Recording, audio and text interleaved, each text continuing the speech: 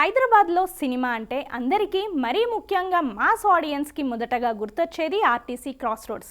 దశాబ్దాలుగా ఇక్కడి థియేటర్ల వద్ద అభిమానుల హంగామా, భారీ కటౌట్లు, పాలాభిషేకాలు, పటాసుల సందడి ఒక ప్రత్యేకమైన ఎమోషన్. మాస్ సినిమాలకు కేర్ ఆఫ్ అడ్రస్గా నిలిచిన ఈ ఏరియాలో ఇప్పుడు సీన్ వేగంగా మారుతోంది.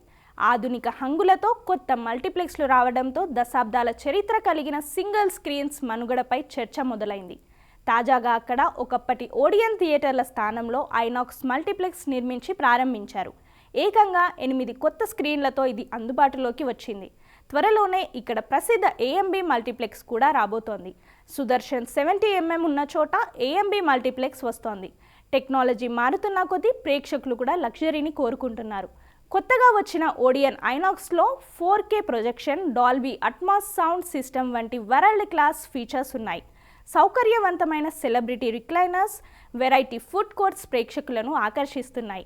లగ్జరీ సీటింగ్, అదిరిపోయే విజువల్ ఎక్స్పీరియన్స్ కోరుకునే వారు ఇప్పుడు మల్టీప్లెక్స్ల వైపు మొగ్గు చూపుతున్నారు.